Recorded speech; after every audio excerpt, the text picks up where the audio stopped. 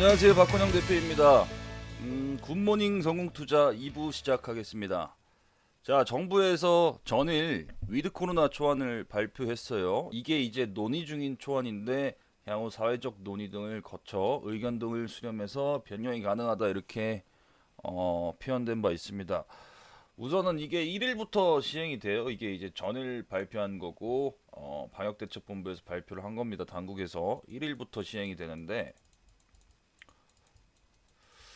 여기 이제 보면은 우리나라가 이제 11월 9일 시행을 원래 당초 목표로 잡았었는데 보건복지부에서 내달 1일 그러니까 11월 1일부터 시행을 앞당겨서 할 수 있다고 계속 넌지를 준 바 있습니다. 그래서 전일 당국에서 이거 이제 단계적 일상회복 이행 계획을 초안을 공개를 했고 1일부터 실질적으로 시행이 되면서 접종률 보면은 대한민국 기준 1차 접종률이 이제 거의 80%에 육박합니다. 79.3% 정도. 그리고 완전 접종률이 한 69%가량 수렴한다. 지역마다 다 다르긴 한데 평균값이 한 68% 정도 돼요.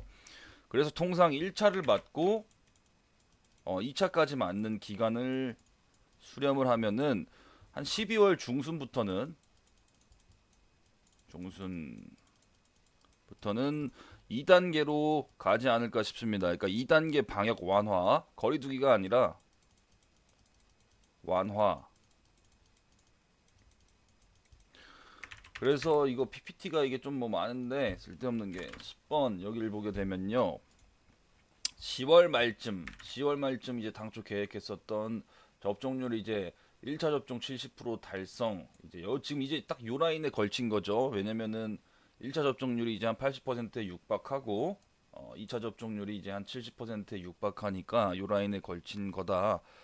그래서 이틀 전 수치 기준으로는 2차 접종 완료율이 69%가량 되니까 사실상 내달 1일부터는 1단계 방역 완화를 실시하는 초기 정부 조건에 수렴을 했다 이렇게 보시면 될 것 같습니다. 그래서 여기 이제 1차 개편안을 보게 되면은 뭐 음식점이나 카페 같은 경우에는 기존에 이제 10시까지였고 원래는 뭐 9시까지였죠. 이게 지역마다 시간이 다 달라가지고 헷갈려요. 대전은 지금 12시까지예요. 12시. 이게 수도권 기준이겠죠, 당연히. 이제는 시간 제한 없이 24시간 이용이 가능하다. 그래서 사실상 술자리를 24시간 다시 할 수 있는 코로나 이전으로 돌아가는 것과 같다. 그리고 이제 영화 관람에 대한 제한도 없고 헬스장은 이게 참 불편한 게 많았어요. 기존에 이제 이용은 가능한데 샤워 시설이 좀 뭐 이게 좀 샤워도 좀 불가하게 되면서 굉장히 좀 불편한 점이 많았어요. 이제는 다 풀린다. 샤워 가능. 근데 그래도 좀 샤워하기에는 좀 굉장히 좀 찝찝한 부분이 있을 수는 있어요. 그리고 이제 기념식이나 이제 결혼식 같은 경우에는 이런 거는 개최가 불가능했다면은 이것도 좀 소규모로 좀 풀어서 원래는 하긴 했었죠. 근데 이제는 인원수에 제한을 두게 되면서 접종 완료자 시 500명까지, 500명 미만까지 접종 구분 유무에 상관없이 100명 미만까지 가능하다. 그러니까 완료자로만 구성 시 500명 미만이 가능하다. 이렇게 개편안이 발표가 되었습니다. 유럽에서 자, 유럽에서 위드 코로나를 시행하고 있죠. 영국이나 독일에서 위드 코로나를 먼저 실시를 하면서 코로나 패스 시대를 먼저 개막한 바 있는데 실제 네덜란드에서는 방역 완화 이후 코로나 1 확진자가 기존 1,000명에서 6,000명대까지 급증을 이어나간 바 있다. 그리고 영국에서는 일간 확진자가 5만 명 넘어섰어요. 다시 위드 코로나 전환하고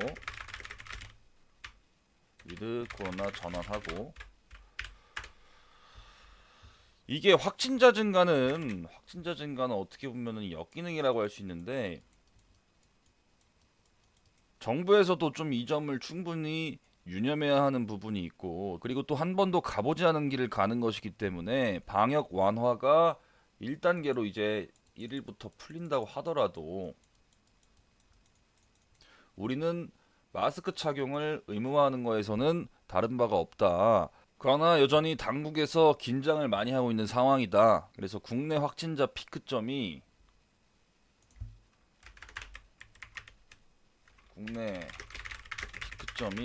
추석 아마 이전 이후로 한 3,000명대까지 주간 확진자가 나왔어요.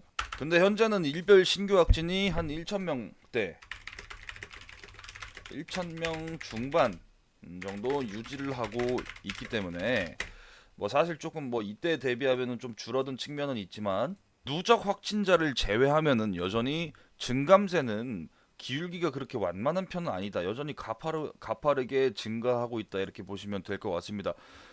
대신에 이제 접종 완료율이 도달하게 되면서 다시 이제 좀 위드 코로나로 전환을 하면서 어느 정도 거리두기 완화를 하는 것이지 아직까지 일간 확진자의 증가세는 여전히 뚜렷하다 이렇게 보시면 될 것 같습니다. 수치의 차이일 뿐입니다. 수치. 그래서 위드 코로나로 전환 시 가져올 수 있는 부작용은 당연히 확진자의 폭증일 것이고 그 점에 있어서는 우리는 자가 방역을 여전히 생활시해야 될 것 같습니다. 자가 방역, 생활시. 내년 2월이면 사실상 코로나 2주년이죠. 그래서 일상 속 조금 답답한 부분은 조금 해소할 수 있지 않나 이렇게 싶습니다. 여전히 좀 방역에 유의해 주시기 바라겠습니다. 안녕하세요. 박건영 대표입니다. 굿모닝 성공투자 1부 시작하도록 할게요.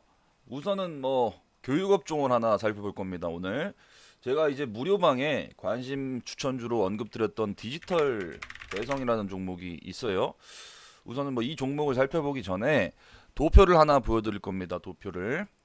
자, 여기 상기 도표를 보시게 되면은 이게 여신금융협회에서 발간한 자료인데 교육 서비스 업종의 월별 이제 카드 승인 내역이에요. 2021년 상반기 이제 8월까지 이제 집계를 했을 때 상반기에만 카드 승인이 7.6조 원이 나왔다. 이게 전년 대비 20% 증가한 이제 증감률이라고 여기 이렇게 표현을 했는데 우리가 이제 코로나가 발발한 이후로는 2020년 이제 2월 달 이제 우한 코로나발이 발발하면서 국내 업종 서비스 업종이 굉장히 타격을 많이 받았죠. 그러니까 발발한 이후로는 당연히 오프라인 쪽 학원이 타격이 있을 수밖에 없기 때문에 발발 직후인 2월 달부터 이제 3월 달까지 이렇게 계속 감소하는 것을 볼 수 있습니다. 당시에 이제 학원이나 학교가 이제 개학 연기를 하면서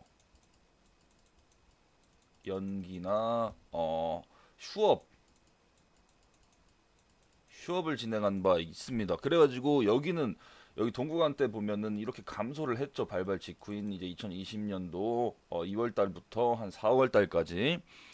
그리고 이제 2021년에는 이제 평균치 이상 2020년도 이전에 19년도 데이터를 봤을 때 중간값이 한 이 정도라고 한번 그어본다면은 평균치 이상으로 이렇게 한 번에 올라왔죠.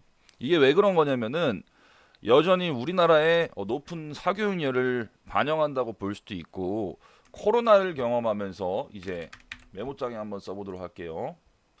코로나를 경험하면서 오프라인보다는 온라인 선호 비중이 더 상승했다는 것을 의미하기도 합니다. 예전에는 우리가 PMP나 아니면은 뭐 PC 아니면은 노트북 이런 거를 통해서 이제 인터넷 강의를 들어야 한다는 좀 제약 조건이 있었다면은 현재는 이제 그러한 것들에 대한 제약 조건이 없죠. 제약 조건이 없다. 스마트폰이나 전용 태블릿을 인당 한 개씩은 무조건 가지고 있으니까. 그리고 이제 뭐 이제 중고등학생들 말고 유아나 초등생들 같은 경우에는 뭐 AR이나 이제 VR 기술을 접한 여러 영상 컨텐츠들이 최근에 이제 많이 기획되고 있기 때문에 IT 기기 사용도가 보급화되면서 온라인 시대가 같이 개막이 되고 있다. 이렇게 이해하시면 될 것 같습니다. 일례로 네이버나 우리가 일반 사이트에 이제 접속할 때 보면은 에드팝이라고 있습니다. 에드팝. 거기서 이제 광고창이 가끔 뜨죠.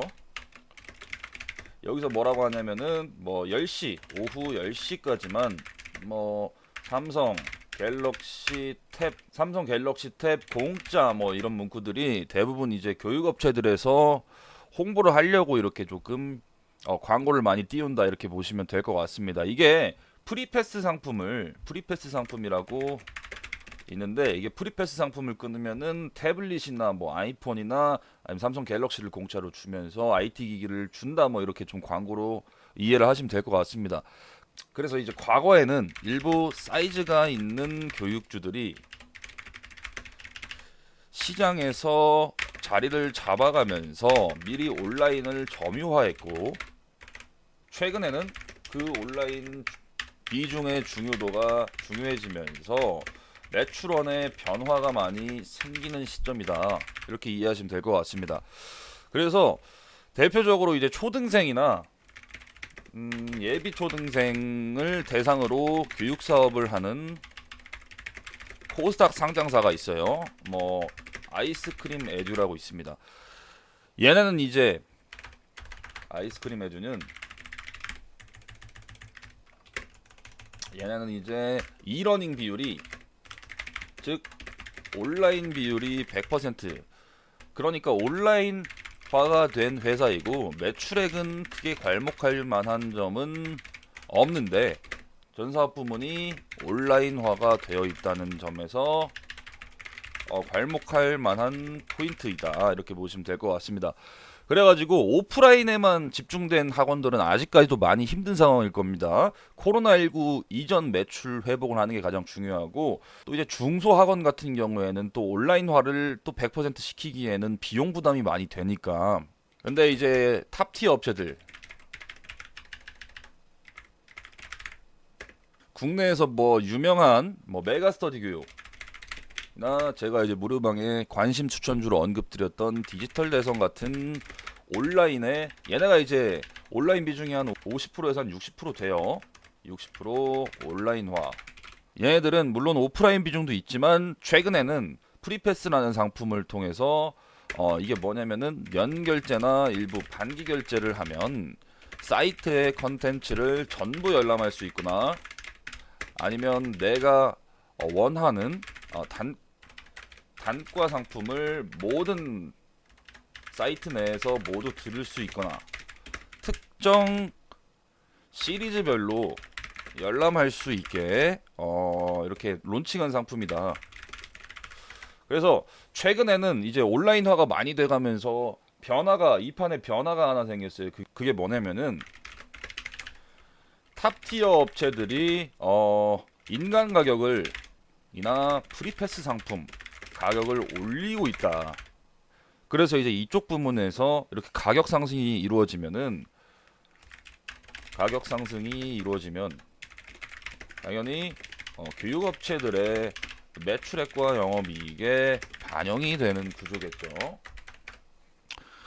그리고 이제 대학 입시뿐만 아니라 취업 시장에서도 비단 입시뿐만 아니라 취업 시장에서도 혹은 여러 자격증 컨텐츠에서도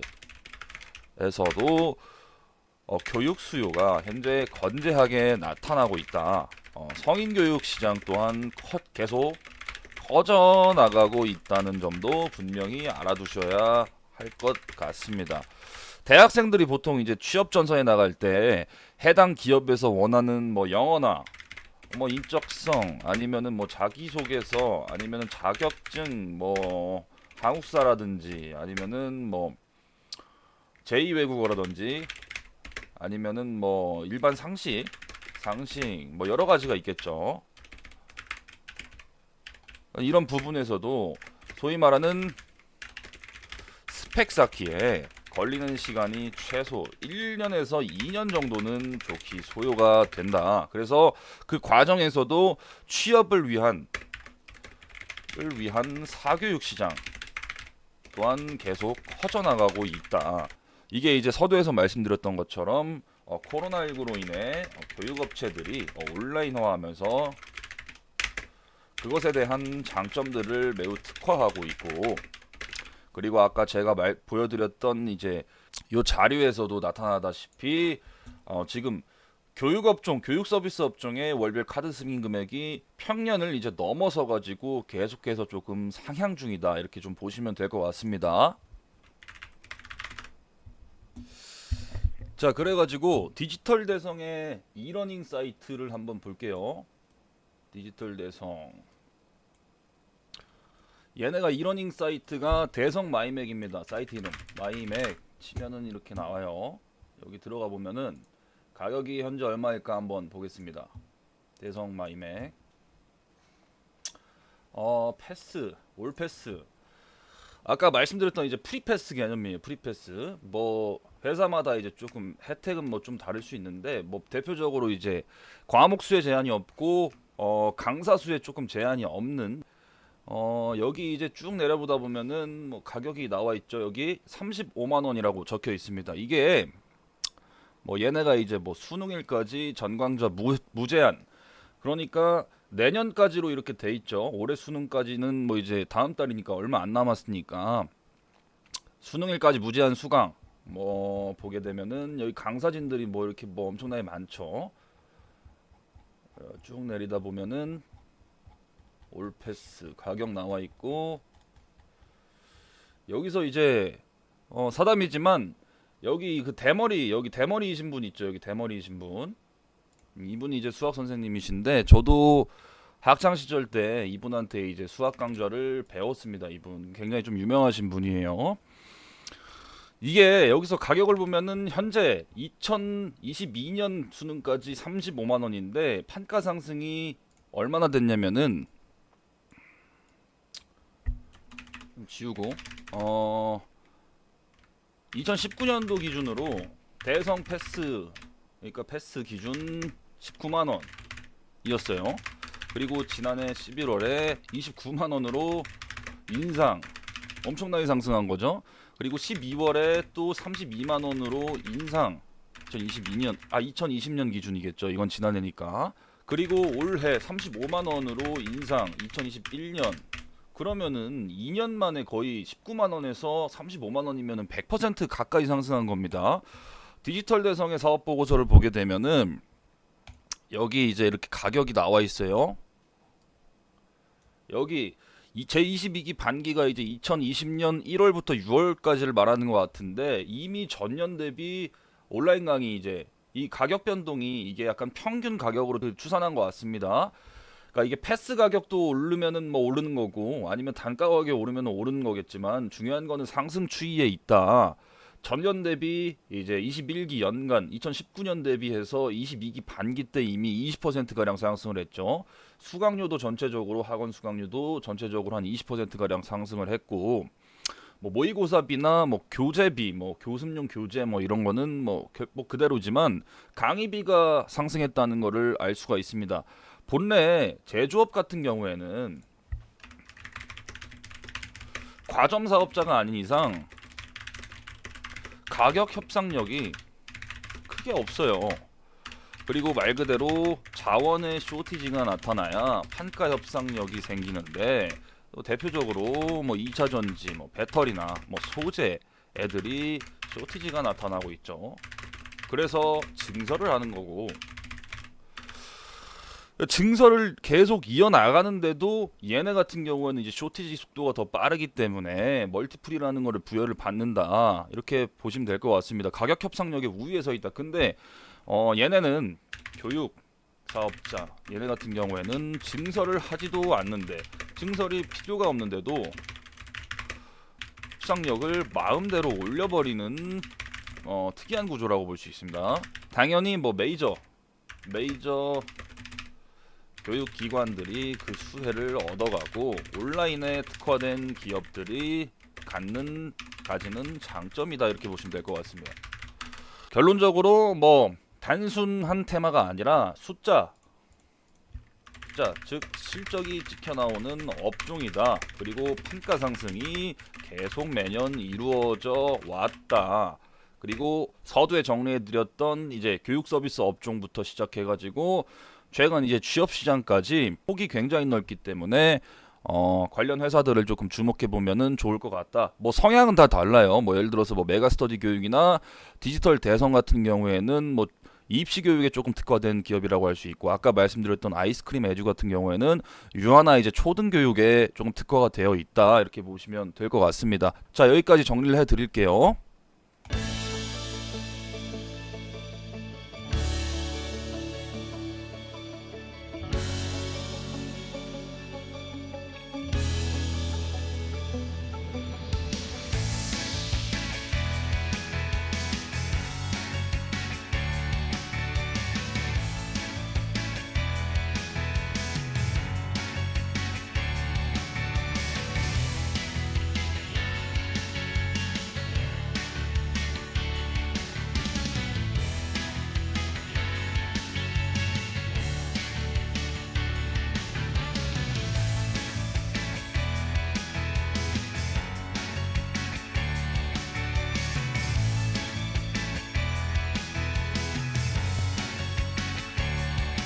안녕하세요, 박건영 대표입니다.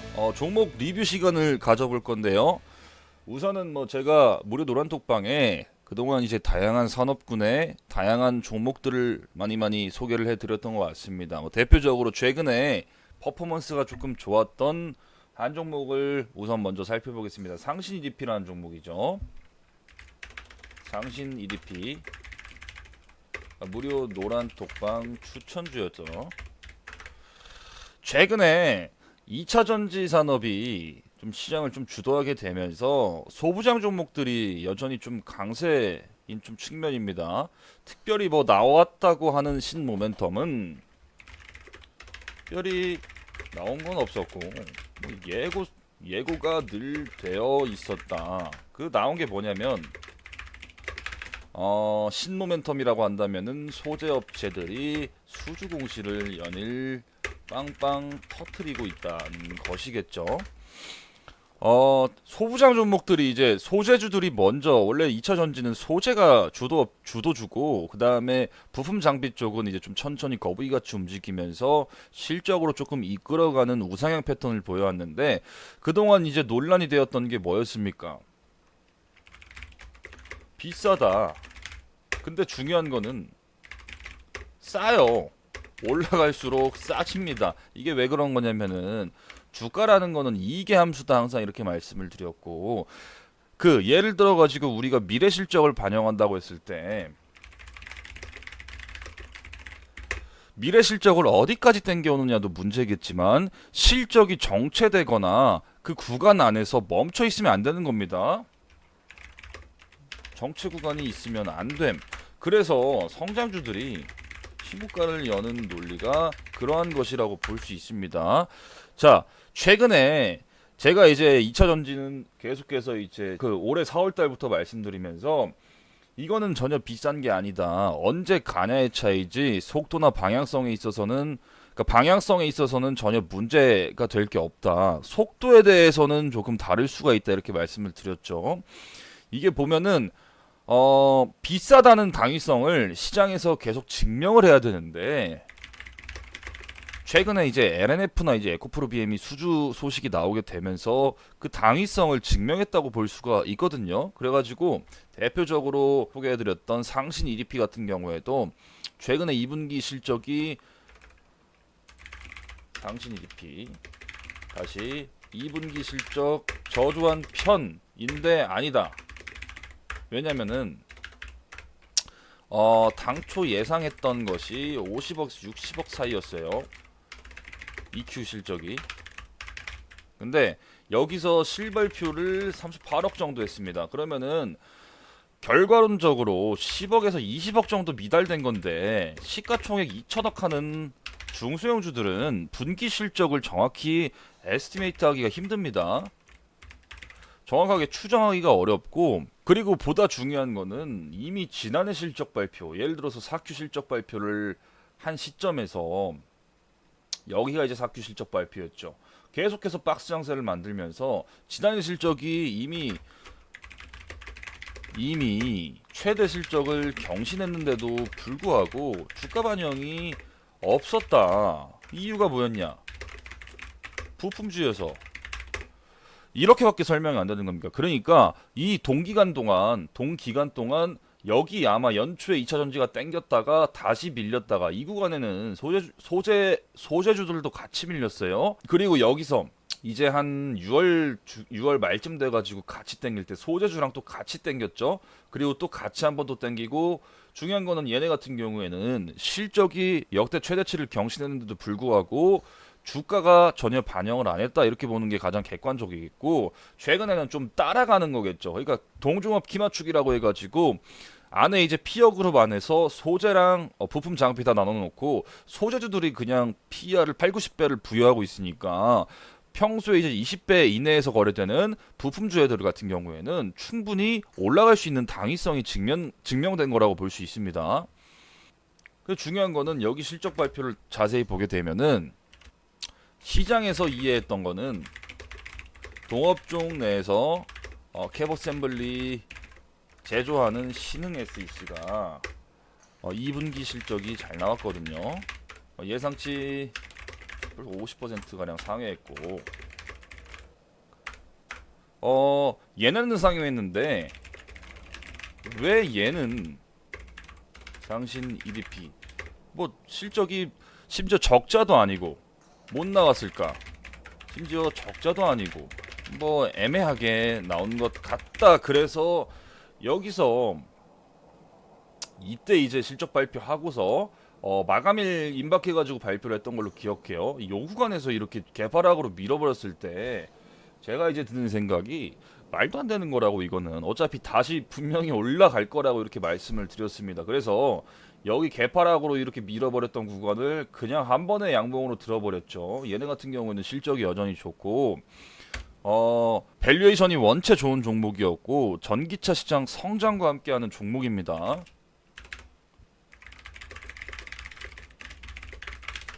언제 올라가도 이상하지 않을 만큼 종목 자체가 건실했던 종목이라고 볼 수 있겠습니다. 과거에 상신 EDP가 국내 자동차 부품 회사 중소사를 인수해서 자동차 부품 사업도 같이 영위했었거든요. 근데 이제 고객사나 해외 판로를 찾지 못해가지고 부품 사업 쪽에서 적전을, 이게 이제 천안 아산 쪽에서 신공장까지 만들면서 사업을 영위했었는데 적전을 오랫동안 한 4, 5년 동안 지속하면서 이쪽 부품 사업 쪽에서 아예 철수를 한 바 있다. 그 이유 같은 경우에는 보게 되면은 판로겠죠.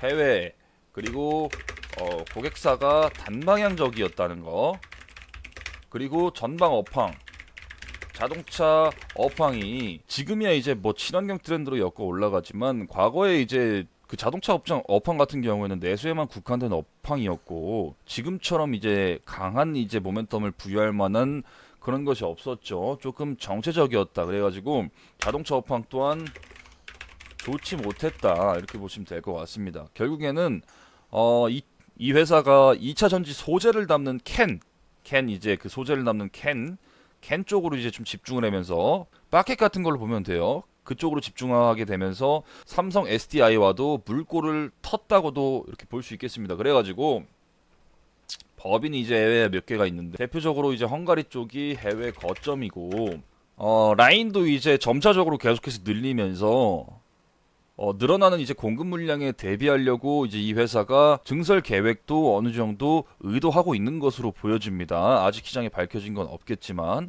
자, 우리가 전기차 시장을 한번 보게 되면은 8월 5일 미국에서 조 바이든 대통령이 2030년까지 미국 내 신차 판매 비율 중에 50%를 친환경차로 재편하는 행정명령에 서명했습니다.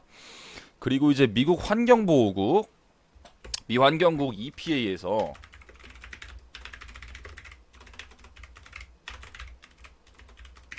(2030년까지) 신차 평균 연비를 대폭 상향했습니다. 그게 어떻게 되냐면은 기존 43.3마일 여기서 이제 52마일로 상향할 것을 촉구했다. 자, 이제 미국은 단위가 다른데 마일에 대해서 한번 살펴보면은 1갤런당 3.78리터 리터가 환산이 됩니다. 그러면은 43.3마일 기존 분량이었으면은 52마일로 상향한 거겠죠. 미국 중형차 기준으로 연료 탱크가 16갤런입니다. 우리나라 같은 경우에는 그 만땅 기준이에요. 만땅 기준. 우리나라 같은 경우에는 그 준중형 이제 중형 정도가 이제 한 50에서 한 60 정도의 연료 탱크를 가지고 있죠. 평균적으로. 그래가지고 이거를 보게 되면은 국내 연비 리터당 킬로미터로 환산하면은 환산한 수치로 보면 신차의 평균 연비가 22.1km 리터당 이렇게가 나옵니다. 그러니까 기존의 43.3마일에서 상향한 수치가 52마일인데 52마일을 단위로 환산해 보았더니 1갤런당 이 정도 수치가 나오고 국내 단위 리터당 킬로미터로 환산한 수치를 보니까 평균 연비가 22.1 리터당 킬로미터다 이렇게 나오게 되는 겁니다. 그러니까 전기차 판매 없이는 절대로 불가능한 수치입니다. 자, 미국이 올해 1분기 기준으로 전기차 비중이 3.3%에 불과합니다. 그리고 지난해 전세계 전기차 판매량이 300만 대였어요. 대략. 자, 미국 기준으로 전기차 침투율이 3.3%에 불과한데 지금 이게 2030년까지 신차 판매 비율 중에 50%를 친환경차로 재편하는 행정명령에 서명하고 기존 연비 기준도 2030년까지 신차 평균 연비를 갤런당 52마일 이걸 단위로 제가 환산을 했죠. 마일을 이제 단위로 환산하니까 22.1 리터당 킬로미터가 나온다. 그래가지고 절대로 친환경차 판매 없이는 도생이 힘들다. 그래가지고 완성차 업체들이 지금 계속해서 내재화를 시도하는 거고 소재 같은 경우에도 이제 대량으로 공급 계약을 체결하는 거고 계속해서 투자를 늘리고 있다 이렇게 보시면 될 것 같습니다. 그래가지고 앞으로 이제 2차 전지 시장 같은 경우에는 이제 성장 초반기에 있다고 볼 수도 있고 뭐 종목들 같은 경우에는 최근에 이제 좀 가파르게 오른 것에 있어서는 충분히 뭐 이제 조정권도 유효한 측면이 분명히 있고요. 왜냐면은 또 예를 들어 가지고 산업의 악재가 나올 수도 있습니다. 이게 뭐냐면은 과거 2017년도 18년도 2차 전지가 시장에서 부각을 받을 때 멀티플을 받으면서 갔거든요. 근데 이 멀티플이라는 건 시장에서 주기 나름이기 때문에 언제든 살아 없어질 수 있다는 겁니다. 살아 없어진다는 게 뭐겠습니까? 저는 요인들이 뭐겠습니까? 실적이겠죠. 그러니까 그동안 2차 전지의 주가를 추산할 때 여러 가지 방법이 있겠지만 실적을 추산할 때 뭐 이러이러해가지고 어느 정도 공급 계약이 규모가 예상이 된다. 근데 거기서 이제 밸류에이션을 추정할 때 실적이 올라가니까 주가도 같이 올라가겠거니 했는데 실적이 예를 들어서 이제 과거 2017년도 18년도를 놓고 보게 되면은 실적이 안 나왔어요. 안 나왔어. 그러니까 그때 당시에는 이제 수소차 같은 경우에도 2019년도에 이제 수소경제 활성화 로드맵이 발표되기 전까지 수소차 같은 경우에도 테마로 움직였고 2차 전지 같은 경우에도 테마성으로 퍼포먼 바 있습니다. 그때 이제 가장 큰 문제는 숫자가 불명확했다.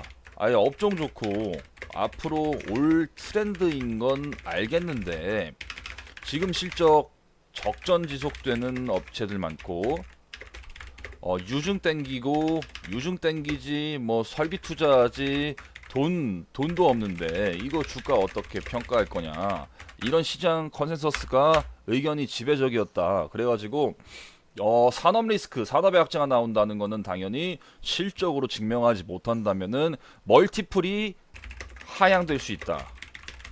이거는 개별적으로 복귀를 분명히 해야 한다. 그래가지고 멀티플이 하향될 수 있다. 하향될 수 있는 논거가 뭐냐면은 예를 들어서 업종 내 대표주가 실적이 쇼크가 나온다거나 아니면은 뭐 2차 전지 기후가 있죠.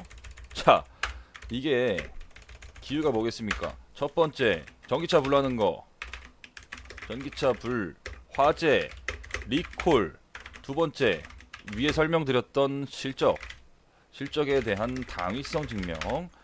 왜냐면은 지금은 당위성으로 충분히 증명을 했다고도 볼 수 있고, 앞으로 실적이 예를 들어서 꺾이는데 한두 번 꺾이는 거면 몰라도 세네 번 꺾이면은 거기서부터는 산업 멀티플이 하향될 수 있다는 겁니다. 기후, 제가 이렇게 표현을 했는데, 첫 번째 전기차 불화재 리콜. 아니 화재 난다고 전기차 안 만듭니까? 화재 난다고 전기차 안 만듭니까? 이거 2017년도 또 화재만 난다 하면은 ES 관련주 폭락했습니다. 지금 어떻게 됐어요? 장사일에 신고가를 거진다 열었죠. 그리고 2번 화재 불화재 리콜이 뭐 결국엔 한 사이클인데, 리콜이 들어오면은 셀업체들이 타격이 있어요. 근데 지금 합작사 형태로 계속 기술 개발을 진보하고 있는 과정이기 때문에 리콜에 대한 걱정을 지금 할 단계는 아닙니다. 리콜로 인해서 비용에 대한 충당금이 생기면서 하향 우려가 있을 수는 있지만 이것은 그렇게 큰 기운은 아니다. 이렇게 좀 설명을 드리도록 하겠습니다. 범소재, 동박 알바. 동박 같은 경우에도 지금 쇼티지가 나타나고 있어요. 이쪽도 모멘텀이 나쁘지 않고, 알박 쪽도 모멘텀이 나쁘지 않은 범 2차 전지 소재 분야로 들어간다. 밸류에이션으로 친다면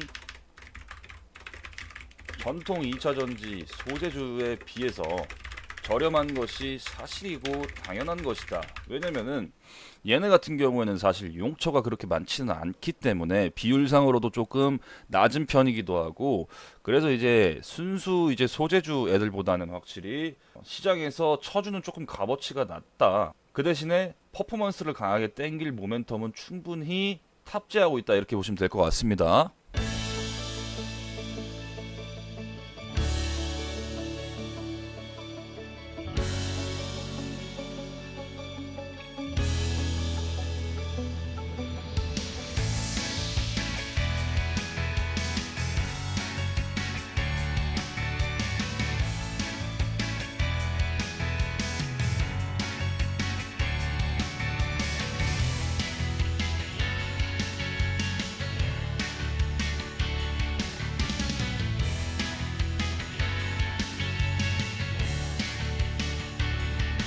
안녕하세요, 박건영 대표입니다. 오늘은 많은 분들이 질문해주신 질문 내용을 토대로 영상을 만들어 볼까 합니다. 앞으로도 여러 컨텐츠를 기획 중임에 있으니까 오늘은 다소 쉽게 라이트하게 가볍게 살펴보겠습니다. 오늘 주제는 무상증자 관련해서 조금 살펴볼 건데요. 보통 이제 시장에서 아니면 투자자분들이 무상증자를 보통 이제 호재성으로 강하게 인식하시는데, 공부를 위해서 제가 케이스 한 개를 살펴보고 비교해 보려고 합니다. 자, 무상증자가 일단 뭐냐? 딱딱하긴 하지만 여러분들이 이제 증권 거래를 하면서 보유기업이 무상증자를 할 수도 있고, 그때마다 어떤 기준을 가지고 접근하는지에 대해서 알려드릴까 합니다. 무상증자는 쉽게 말해서 메모장에 조금 쓰면서 말씀을 드리도록 할게요. 무상증자는 쉽게 말해서 주식을 더 발행한다는 얘기입니다. 예를 들어서 총 발행 주식 수가 100만 주다. 100만 주인 기업이 있다. 이 기업이 무상증자를 한다. 증자 비율은 1대1. 다시 말해서 1주를 가지고 있으면은 1주를 더 준다는 경우입니다. 당연히 수지타산적으로 100만 주가 200만 주가 되는 거겠죠. 그러면 증자를 했습니다. 증자를 완료했다고 살펴볼게요. 쉽게 설명을 드릴게요. 이게 회계 계정을 또 살펴봐야 되고 여러 케이스가 있고 아주 다양한 사례가 있기 때문에 정말 쉽게 설명을 해드리겠습니다. 사과를 예로 한번 들어보겠습니다. 사과를 한 개를 가지고 있던 사람이 사과를 한 개를 가지고 있으면 한 개를 더 준다고 생각해 봅시다. 그럼 1대1 무상증자로 비교할 수 있죠. 공짜로 준다는 개념이죠, 당연히. 근데 여기서 물음표가 생겨요. 공짜로 주니까 이득이 아니겠냐? 아닙니다. 결론적으로 무상증자란 주주 환원 정책의 일환이긴 하지만 무상증자는 사과 한 개가 두 개가 되었지만 그 두 개가 다시 한 개 값이 된 겁니다. 즉 1만 원짜리 하던 사과를 한 개 보유하고 있으면 한 개를 더 줘서 두 개가 되는데 그 대신 두 개 값이 한 개가 되는 겁니다. 이해가 쉽죠? 자, 우선은 현재 거래되는 가격에서 주가가 증자의 비율만큼 또 무상증자 이후에는 수정주가가 반영이 되어서 주식 가격도 떨어지게 됩니다. 결론적으로 주식의 시세가 변하지 않는 한 내 평가장고는 똑같다는 의미입니다. 회계 계정을 살짝 살펴보면은 자본금이라는 게 있습니다. 자본금이라는 게 뭐냐면은 주식의 액면가 곱하기 유통 물량으로 자본금을 측정할 수 있습니다. 액면가가 500원인 기업이 유통 물량이 100주라면 5만 원이 자본금이 되는 겁니다. 무상증자라는 거는 다시 말해서 회사의 잉여금이 자본금으로 편입이 되는 거예요. 즉 돈이 한 주머니에서 한 주머니로 그냥 흘러가는 것 뿐입니다. 제가 항상 기본적으로 종목 펀더멘탈을 보시라는 이유가 무상증자를 하는 기업이든 유상증자를 하는 기업이든 아주 다양한 케이스를 놓고 비교해 봐야지 우리가 조금 객관화된 정보를 알 수가 있습니다. 회사가 사업을 잘하고 있는데 무상증자를 하는 경우와 예를 들어서 회사가 좀 삐리한데 무상증자를 한다? 케이스가 당연히 다릅니다. 무상증자는 기업의 호의가 아닙니다. 자, 이제 종목을 하나 놓고 한번 살펴볼게요. 대충 사전적 정의는 여기서 정리를 하고 너무 딱딱해질 수 있기 때문에 실질적으로 적용 사례를 한번 들어보면서 비교를 해보겠습니다. 우선은 지스마트 글로벌 이 회사를 한번 볼게요. 현재는 거래 정지 상태입니다. 이 회사가 보시게 되면은 공시를 한번 살펴보게 되면 자, 쭉 내려볼게요. 차트를 쭉 당겨보면은 2018년도 하반기 11월쯤에 무상증자를 했습니다. 지금 이제 차트가 이렇게 됐지만 이때 당시에는 차트의 흐름이 들쑥날쑥한 구간은 있지만 무상증자를 하는 거를 한번 사례를 한번 살펴보기 위해서 종목을 한번 예시를 들어보겠습니다. 10월 25일에 무상증자가 결정이 됐습니다. 공시 내용을 보게 되면은 1대3 무상증자입니다. 1대3 한 주를 들고 있으면은 3개를 주는 겁니다. 발행 주식 총수를 보게 되면은 당시에 증자 전 발행 주식 총수가 2100만 주였고 당연히 곱하기 3을 해서 6500만 주가 신주가 발행이 됩니다. 무상증자 공시 발표가 2018년 10월 25일에 있었습니다. 공시 발표가 10월 25일에 있었죠. 이 부분입니다.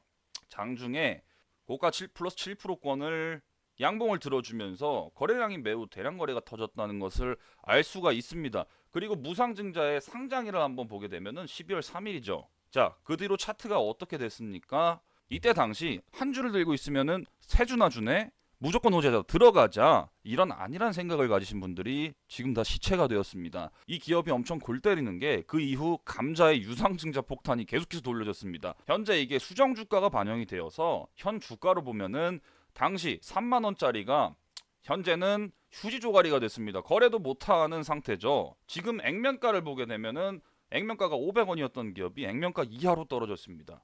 여기서 기업의 사업 내용과 왜 적자를 지속했는지 이 부분도 당연히 살펴봐야겠지만 무상증자의 의도가 불순했다는 겁니다. 자, 즉 개인 투자자들을 유혹해서 1대3 무상증자 이후에 유통주수를 기하급수적으로 늘려놨습니다. 그 상태에서 대표이사가 물량을 넘기고 도망간 거예요. 원래 대주주의 지분율 변동 또한 우리가 살펴봐야겠지만 무상증자를 이용해서 차명으로 가지고 있던 본인 주식을 투기성 수급이 이렇게 몰릴 때 물량을 다 던져버리고 이제는 상장 폐지 기로를 밟고 있습니다. 내가 대표이사인데 100주를 가지고 있는데 이거를 어떻게든 팔려고 노력한 흔적이 매우 돋보이는 종목이죠. 이 회사가 과거에는 또 돈을 괜찮게는 벌었습니다. 근데 현재는 아니에요. 이때 당시에도 아니었고 사업을 접을 의도가 이미 있는 상태에서 보유 주식을 최대한 높은 가격에 끌어올려서 내다 판 것으로밖에 현재는 추측이 안 됩니다. 아주 다양한 케이스가 있지만 항상 유상증자는 악재며 무상증자는 호재다 이런 공식은 주식시장에서 매우 1차원적인 결과를 만들고 생각을 계속해서 정체하게 만듭니다. 제가 이제 다양한 사례를 추후 더 말씀드리겠지만 이 기업은 여러분들이 복귀하시기 매우 좋은 기업입니다. 과거 공시나 여러 증자 내용을 토대로 이 기업에 대한 불순한 의도를 우리는 알아채야 됩니다. 우리가 대표이사나 기업 내부자가 아닌 이상 항상 이런 기업은 무슨 의도를 가지고 있는지 예측을 계속해서 해나가야 되고 투자를 피해야 돼요. 이제는 현재는 휴지 쪼가리가 되어버리면서 당시 엄청 핫했던 종목이었습니다. 차티스트, 즉 차트만 보시는 분들은 아주 게으른 사람이에요. 세력이 어쩌네 저쩌네 하면서 소설을 또 쓸 겁니다. 자, 저와 반대로 생각하시는 분들의 입장을 한번 차티스트의 입장을 한번 볼게요. 자, 기본적인 용어 설명은 조금 생략을 하고 권리락 이전에 이 구간에서 매집을 해놨고 대량 거래가 터지면서 이후 매집을 쭉 진행하면서 권리락 또 이후에 주가가 큰 변동성도 없었습니다. 엄청 큰 변동성은 없었어요. 다시 말해서 증자 물량을 누군가가 팔지 않고 크게 들고 있겠구나. 그러면은 여기서 주가를 더 띄워서 당연히 물량을 팔겠거니 세력이라는 또 주체원을 갖다 대입하면서 이 종목에 세력이 들어있네 만회하면서 소설을 또 쓸 겁니다. 매집을 오랫동안 했다고 가정하고 여기서 중간중간에 또 매집봉이 떴다 이러면서 대량 거래를 또 언급을 하겠죠. 그리고 나서 권리락 이후에 큰 주가 변동이 없었으니까 다시 말해서 증자 물량을 누군가가 팔지 않고 크게 들고 있었구나. 그래서 이거는 주가를 더 띄워서 물량을 팔겠구나. 이렇게 생각하는 겁니다. 그리고 요 부분 증자 단가가 공시를 자세히 봐야겠지만 이런 부분에서 매수를 하고 기다리는 겁니다. 매수를 하고 권리락 이후에 들어가 보는 거죠. 주가가 큰 변동이 없으니까 사실상 당시에는 일봉을 놓고 보면은 요 구간까지 이제 현재로서는 결과론적으로 차트가 다 반영이 됐지만 이 부분에서 대기하고 있는 겁니다. 무상증자를 1대3이나 주는데 누군가 세력이라는 또 주체원을 갖다가 소설을 쓰면서 시나리오를 쓰면서 물량을 다 챙겨갔겠거니 차명으로 또 챙겨갔겠거니 하면서 여기서 들고 있는 거죠. 그리고 매수가 나갔겠죠. 근데 주가는 어떻게 됐습니까? 지옥 같습니다. 살아날 수가 없어요. 다 도망갔습니다. 회사 주인들이. 대표이사도 바뀌고 난리도 아닙니다. 세력이 있건 없건 제발 기술적 분석에 연연하지 마시기 바랍니다. 주식을 그렇게 배우다 보면은 언젠가는 깡통을 차게 돼 있습니다. 그렇기 때문에 제가 경각심을 가지고자 금일 참고집 영상은 이러한 내용으로 좀 라이트하게 준비해봤습니다. 결국에는 결론만 정리해 드리자면 여러분들이 이거는 숙제로 조목복귀를 하시면서 이 기업의 불순한 의도나 공시, 과거 사업 내용 그리고 이후 유상증자나 감자를 한 의도에 대해서 자세히 살펴보시면 매우 재밌을 기업입니다. 결국에는 본인 차명으로 보유했던 물량을 권리락 이전까지 처분하고 한번 처분하고 요 구간에서 처분하고 주가가 튀는 구간을 이용해서 1대3 무상증자를 이용해서 호재성으로 이제 인식하는 개인 투자자들을 이용해서 그 시점을 이용해서 또 차명으로 또 매도하고 결국에는 모든 물량이 지금 개미들한테 가 있었고 그 기업을 들고 있던 개인들은 현재 상장 폐지 기로를 밟고 있으면서 마음을 엄청 졸이고 있을 겁니다. 회사를 아예 개인들한테 던져버린 거예요. 자, 이 부분을 쌍바닥지지라고 들어가시는 분들은 매우 큰일 날 소리를 하는 거겠죠. 휴지가 되어버렸어요. 여러 종목의 무상증자 이후 다양한 케이스들을 각자 공부해 보시면서 투자의 식견을 넓혀가시기 바랍니다. 호재다, 악재다 단순히 1차원적으로 분류하시면은 절대 안 됩니다. 어떻게 보면은 최근에 들어오신 동학개미 분들이 무상증자나 유상증자의 개념 또한 모르시기 때문에 본인이 주식 좋다고 해서 샀는데 이게 호재인가요? 아니면 악재인가요? 단순히 이렇게 1차원적으로 생각할 게 아니라 아주 다양한 시나리오를 우리는 열어둬야 됩니다. 자, 오늘 영상은 무상증자 1편으로 마감을 해보았는데 투자에 항상 정답은 없습니다. 그러나 우리는 확률적으로 늘 이기는 매매를 구사해야 되고 또 추구를 해야 됩니다. 그렇기 때문에 테마주를 매매하실 때도 적어도 기본 재무 상태는 보시고 접근하시기 바라겠으며 남은 주말 잘 보내시기 바랍니다. 오늘의 영상은 다소 짧게 라이트하게 가볍게 만들어 봤습니다. 수고하셨습니다.